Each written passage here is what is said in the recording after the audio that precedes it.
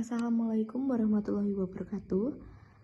Di sini kami dari kelompok 8 ingin mempresentasikan hasil diskusi tugas proses industri kimia. Tugas kami yang berjudul Proses Industri Pabrik Gula yang beranggotakan yang pertama, Dinium Clatidina dengan NIM D500220084, yang kedua, Muhammad Reza Firmansyah dengan NIM D500220085, yang ketiga, Felicia Amandawari Haryogi dengan NIM D500220086, dan yang terakhir, Nuhur Rido Santoso dengan NIM D500220087. Baik, untuk yang pertama, gula. Gula merupakan suatu karbohidrat sederhana yang menjadi sumber energi dan komoditas perdagangan utama. Gula paling banyak diperdagangkan dalam bentuk kristal, sukrosa padat. Gula digunakan untuk mengubah rasa menjadi manis dan dengan keadaan makanan ataupun minuman. Gula sederhana seperti contohnya glukosa atau yang diproduksi dari sukrosa dengan enzim atau hidrolisis asam, yaitu menyimpan energi yang akan digunakan oleh sel. Rumus kimia gula. Gula umumnya mengacu pada sukrosa yang merupakan disakarida yang ditemukan dalam tebu dan bit gula. Sukrosa terbentuk oleh dua monosakarida, yaitu glukosa dan fruktosa, yang terikat bersama dalam struktur kimia yang kompleks. Struktur ini menjadi sukrosa sebagai sumber energi yang penting dan bahan pokok dalam pembuatan makanan. Berikut ini merupakan rumus kimia gula, yaitu C6H12O6 ditambah 6. Lanjut, reaksi kimia dekomposisi gula. Berikut merupakan reaksi kimia dekomposisi gula atau sukrosa. Reaksi dekomposisi gula atau sukrosa ini menghasilkan gas hidrogen, uap air, dan karbon monoksida, sebagaimana reaksinya seperti gambar yang tertera di atas. Lanjut, berikut merupakan reaksi-reaksi kimia yang biasanya terjadi di dalam pabrik gula maupun kehidupan sehari-hari. Yang pertama, reaksi kimia pembakaran gula ataupun sukrosa dan asam hidroklorat atau bisa disebut dengan HClO3. Berdasarkan dari reaksi 8HClO3 plus C12H22O11 menjadi 11H2O plus 12CO2 plus 8HCl. Kita dapat mengetahui bahwa hasil dari reaksi kimia adalah sukrosa dan asam hidroklorat tersebut merupakan H2O dan CO2. Yang kedua, yaitu reaksi kimia dehidrasi gula dan sukrosa ataupun sukrosa dan katalis H2SO4 berdasarkan dari reaksi yaitu H2SO4 plus C12H22O11 menjadi 12C plus 11H2O plus heat atau sisa H2O plus SO3. Kita dapat mengetahui bahwa hasil dari reaksi kimia antara gula maupun sukrosa dan katalis H2SO4 adalah reaksi dehidrasi ataupun pemecahan molekul air. Yang selanjutnya akan saya jelaskan yaitu yang pertama, kegunaan gula di bidang kesehatan sebagai sumber energi instan, mengatasi tekanan darah rendah, menjaga fungsi otak, mencegah penuaan dini pada kulit, dan penyimpanan cadangan bahan bakar. Berikutnya yaitu bidang kecantikan, menghaluskan dan memerahkan bibir, menghilangkan pigmentasi sebagai waxing alami, mengangkat komedo hitam dan putih, dan mengangkat sel kulit mati tubuh. Yang berikutnya adalah tentang kelebihan dan kelemahan pabrik gula di Indonesia dibanding luar negeri. Pertama adalah kelebihan pabrik gula di Indonesia dibanding luar negeri, yaitu sumber daya alam. Mempunyai arti yakni Indonesia memiliki iklim dan tanah yang cocok untuk pertumbuhan tebu menjadi keunggulan alami dalam produksi gula. Yang kedua yaitu ketersediaan bahan baku, yakni artinya ketersediaan tebu yang melimpah sebagai bahan baku utama untuk pabrik gula memungkinkan produksi dalam jumlah besar. Yang ketiga, kebutuhan pasar dalam negeri yang besar. Dengan populasi yang besar, ada pasar domestik yang cukup besar untuk gula, mendukung penjualan produk dalam negeri. Selanjutnya adalah kelemahan pabrik gula di Indonesia dibanding luar negeri.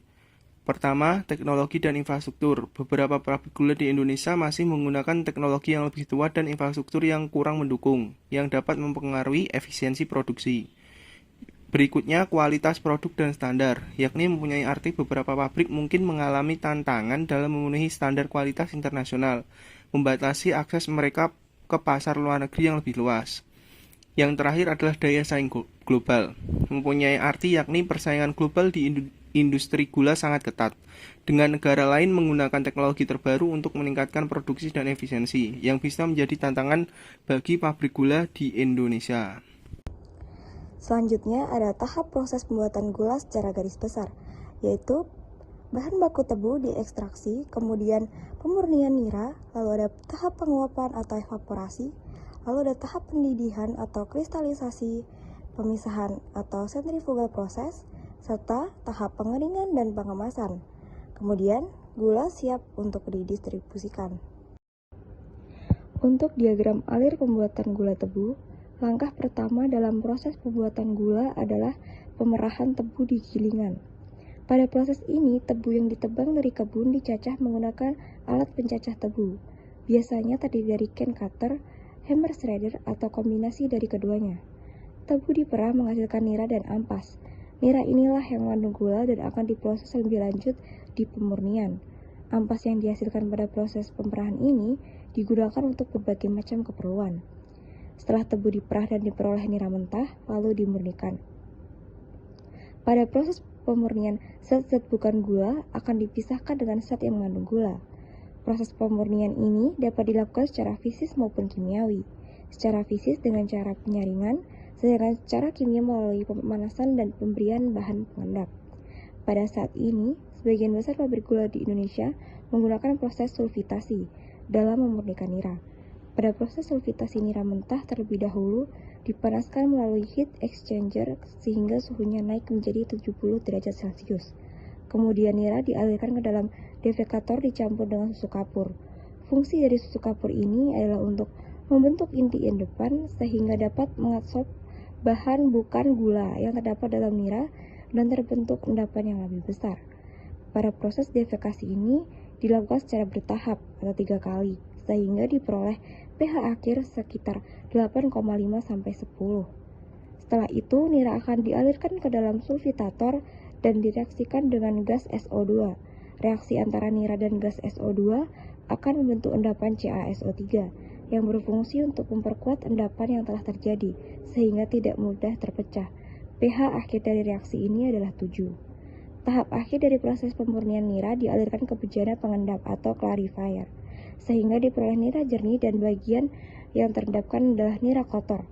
Nira jernih dialirkan ke proses selanjutnya atau penguapan, sedangkan nira kotor diolah dengan rotary vacuum filter menghasilkan nira tapis dan melotong. Hasil dari proses pemurnian adalah nira jernih. Langkah selanjutnya dalam proses pengolahan gula adalah proses penguapan. Penguapan dilakukan dalam bejana evaporator. Tujuan dari penguapan nira jernih adalah untuk menaikkan konsentrasi dari nira mendekati konsentrasi jenuhnya. Pada proses penguapan penggunaan multiple effect evaporator dengan kondisi vakum. Penggunaan multiple effect evaporator dengan pertimbangan untuk menghemat penggunaan uap. Sistem multiple effect evaporator terdiri dari 3 buah evaporator atau lebih yang dipasang secara seri. Di pabrik gula biasanya menggunakan 4 atau 5 buah evaporator. Pada proses penguapan air yang terkandung dalam nira akan diuapkan. Uap baru digunakan pada evaporator badan 1, sedangkan untuk penguapan pada evaporator badan selanjutnya menggunakan uap yang dihasilkan evaporator badan 1. Penguapan dilakukan dengan kondisi vakum dengan pertimbangan untuk menurunkan titik didih dari nira. Karena nira pada suhu tertentu atau lebih dari 125 derajat Celcius akan mengalami karamelisasi atau kerusakan. Dengan kondisi vakum, maka titik didih nira akan terjadi pada suhu 70 derajat Celcius. Produk yang dihasilkan dalam proses penguapan adalah nira kental. Selanjutnya ada proses kristalisasi, adalah menarik masakan atau nira pekat untuk diuapkan airnya sehingga mendekati kondisi jenuhnya. Dengan pemekatan secara terus-menerus, koefisien kejenuhannya akan meningkat. Pada keadaan lewat jenuh, maka akan terbentuk suatu pola kristal sukrosa. Setelah itu, langkah membuat bibit yaitu dengan memasukkan bibit gula ke dalam pan masak, kemudian melakukan proses pembesaran kristal. Pada proses masak ini, kondisi kristal harus dijaga jangan sampai larut kembali atau terbentuk tidak beraturan.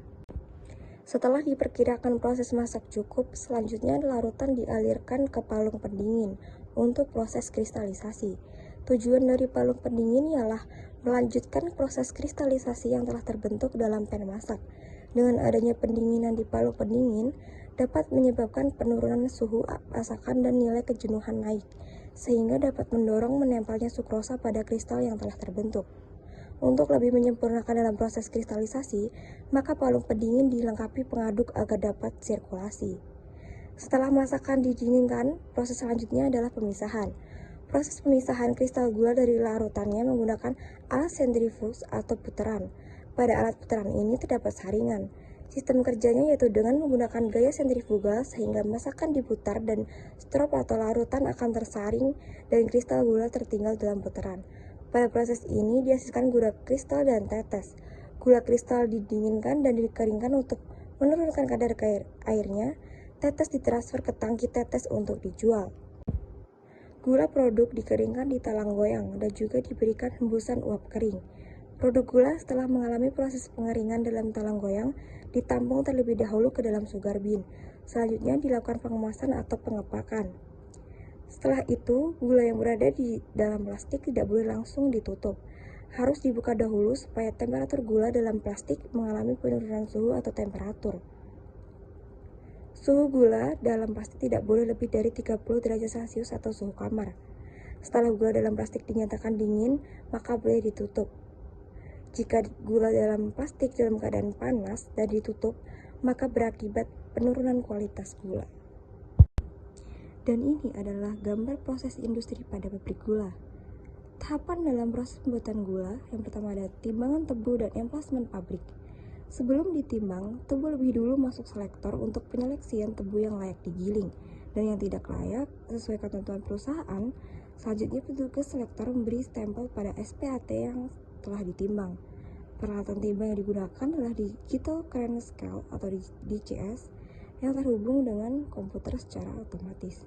Pengaturan tebu yang masuk disesuaikan dengan kapasitas giling dengan sistem FIFO. Kapasitas emplasmen pabrik hanya diperbolehkan menampung kurang lebih 130% tebu dari kapasitas giling per hari. Hal ini untuk menghindari terjadinya overstock atau gangguan giling karena persediaan tebu dan menghindari hilangnya kadar gula yang terkandung dalam tebu. Oleh sebab itu, diberlakukan safety factor sebesar kurang lebih 30% dari kapasitas giling. Yang kedua, tahap stasiun gilingan. Stasiun gilingan bertujuan memisahkan nira mentah sebanyak-banyaknya dari batang tebu dengan menekan kehilangan kadar gula serendah-rendahnya dalam ampas. Yang ketiga, tahap stasiun pemurnian nira. Tujuan pemurnian nira adalah menghilangkan kotoran dengan menghindari kerusakan sukrosa yang sekecil-kecilnya. Yang keempat, tahap stasiun penguapan. Stasiun penguapan mempunyai fungsi utama untuk menguapkan air yang terdapat pada nira, sehingga setelah keluar dari badan akhir dari evaporator diharapkan menjadi nira kental. Yang kelima, tahap stasiun masakan. Proses kristalisasi bertujuan untuk membuat nira kental menjadi kristal atau sukrosa yang berbentuk cair berubah menjadi kristal padat dengan cara menguapkan kandungan air yang terdapat pada nira kental, sehingga dihasilkan kristal gula dalam larutan akhir atau tetes serendah-rendahnya. Yang keenam, tahap stasiun pendingin. Stasiun pendingin ini juga disebut kristalisasi lanjut, karena pada proses pendinginan ada penurunan suhu dan dipengaruhi angka koefisien lewat jenuh, sehingga kristal yang terbentuk akan lebih membesar. Dengan peralatan palung pendingin untuk menampung dan mendinginkan hasil masakan yang diturunkan dari pan masakan. Yang terakhir, tahap stasiun putaran. Stasiun putaran punya tujuan utama yaitu memisahkan antara kristal dan strop atau cairannya. Dengan putaran high grade, masakan A setelah didinginkan dipompa menuju palung putaran A atau B hingga terpisah antara gula A dengan strop A. Gula A kemudian dilebur dan dipompa menuju putaran SHS hingga terpisah antara Clear Superior Whole Sugar atau SHS dengan gula SHS. Sedangkan putaran logarit memutar hasil masakan C hingga diperoleh gula C dan struk C, dan memutar hasil dari masakan D hingga diperoleh gula D dan tetes. Gula C dan D ini dijadikan kembali bibitan untuk masakan gula A, sedang tetes ditampung dan ditimbang pada tangki penunggu sebelum masuk di bak tetes untuk disimpan pada tangki tetes. Gula SHS dari putaran kemudian masuk pada talang goyang hingga naik diangkut dengan bukat elevator untuk disaring dan terbagi menjadi 3 bagian ukuran kristal, yaitu gula halus, gula kasar, dan gula produk. Gula produk kemudian masuk sugar bin dan dilakukan penimbangan dengan berat yang telah ditentukan sebelum pengepakan dan disimpan di gudang. Selanjutnya ada alat-alat yang biasa digunakan dalam proses industri gula. Yang pertama ada gilingan. Gilingan berfungsi sebagai alat untuk memerah nira dalam tebu sebanyak-banyaknya sehingga diharapkan pol ampas sekecil-kecilnya. Selanjutnya prinsip kerja dari alat gilingan yaitu cacahan tebu yang masuk ke celah antara rol gilingan atas dan depan akan mendapatkan tekanan dari rol gilingan atas, dan rol gilingan depan tadi mengakibatkan nira yang ada dalam sel-sel tebu itu keluar. Selanjutnya ampas hasil pemerahan pertama melalui plat ampas masuk ke celah antar rol gilingan atas dan belakang yang mempunyai celah lebih sempit dibandingkan dengan celah antara rol gilingan atas dan depan, sehingga ampas yang volumenya lebih kecil tetap mendapatkan tekanan yang lebih besar, maka nira yang masih tertinggal dalam sel tebu dapat keluar. Selanjutnya alat kedua ada devakator. Devakator terdapat pada stasiun pemurnian. Devakator ini berfungsi untuk mengendapkan suatu kotoran-kotoran yang ada dengan penambahan susu kapur dan penetralan pH. Terus yang ketiga ada rotary vacuum filter, terdapat pada tahap akhir di stasiun pemurnian. Alat ini digunakan untuk menyaring nira kotor sehingga didapatkan filter klek atau blotong dan filtrat. Selanjutnya alat keempat ada evaporator. Evaporator ini biasanya terdapat pada stasiun penguapan. Evaporator ini berfungsi untuk mengurangi kandungan air yang ada sebanyak 85% sehingga akan diperoleh nira kental. Proses evaporator ini menggunakan 4 buah evaporator yang sudah disusun seri. Bisa dilihat pada gambar di samping adalah gambar evaporator. Terus di step kelima ada pan pemasakan. Alat pan pemasakan ini berfungsi untuk membentuk suatu kristal-kristal gula dari nira kental. Sistem yang digunakan dalam pan pemasakan adalah vakum. Dalam alat ini digunakan 5 buah pan pemasakan. Alat yang keenam ada sentrifuge, bisa dilihat di gambar di samping. Alat sentrifuge ini adalah alat untuk pemisah kristal yang terbentuk di masakan dari cairan sehingga kristal memiliki kemurnian yang tinggi. Terus di alat yang ketujuh ada sugar dryer atau pengering. Tahap ini digunakan untuk gula produk yang memiliki kandungan air cukup tinggi untuk mengurangi kandungan air dengan melakukan pengeringan. Terus di tahap yang terakhir ada tahap pengemasan. Pada tahap terakhir ini adalah tahap yang penting dalam suatu produk industri gula maupun industri lainnya, adalah pengemasan. Dengan pengemasan yang menarik akan menentukan ketertarikan suatu konsumen terhadap produk yang kita buat. Yang selanjutnya yaitu perusahaan gula yang ada di Indonesia. Yang pertama yaitu PT Raja Wali Nusantara Indonesia atau yang biasa disebut dengan RNI. RNI adalah salah satu perusahaan badan usaha milik negara atau BUMN yang bergerak di berbagai sektor, termasuk perkebunan dan industri gula. Yang kedua yaitu PT Perkebunan Nusantara 10 atau PTPN 10. PTPN 10 adalah perusahaan perkebunan yang memiliki beberapa unit usaha di sektor perkebunan termasuk industri gula, dan mereka memiliki pabrik gula di berbagai wilayah di Indonesia. Pabrik Gula PT Prima Alam Gemilang atau yang biasa disebut dengan PAG. Pabrik Gula PT Prima Alam Gemilang berada di Kabupaten Bombana. Pabrik ini berkapasitas giling hingga 12.000 ton can per day atau TCD, sehingga merupakan pabrik gula dengan jumlah produksi terbesar di Indonesia yang dimiliki oleh pengusaha dalam negeri. PT Prima Alam Gemilang atau PAG adalah anak perusahaan PT John Lynn Batu Mandiri atau yang biasa disebut dengan John Lynn Group. Pabrik yang dibangun sejak 2016 dengan investasi sekitar 5 triliun ini didukung dengan sumber bahan baku area tebu inti plasma sebesar 22.797 hektar. Direktur Utama PT PAG Bombana Arif Effendi mengatakan saat ini pabrik gula Bombana sudah menggunakan teknologi canggih yang didukung automatisasi. Hal ini sesuai dengan implementasi peta jalan Making Indonesia 4.0. Baiklah, dari presentasi yang sudah kami sampaikan dan jelaskan pada akhir ini, kesimpulan yang kelompok kami dapatkan yaitu sebagaimana pabrik gula di Indonesia memainkan peran penting dalam industri pertanian dan ekonomi negara. Mereka merupakan bagian integral dari sektor perkebunan, menghasilkan gula dari tebu yang merupakan komoditas utama.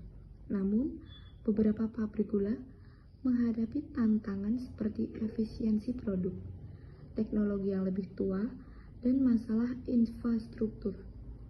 Meskipun demikian, mereka tetap menjadi tulang punggung industri gula Indonesia, mendukung sektor pertanian, dan memberikan lapangan pekerjaan bagi banyak orang. Dalam beberapa tahun terakhir, upaya modernisasi dan peningkatan teknologi telah dilakukan sebagaimana untuk meningkatkan produktivitas dan daya dalam saing pabrik gula di Indonesia. Sekian presentasi dari kelompok kami, yaitu kelompok 8. Kurang lebihnya kami ucapkan mohon maaf apabila ada kata ataupun ucapan yang kurang berkenan. Sekian dan terima kasih. Wassalamualaikum warahmatullahi wabarakatuh.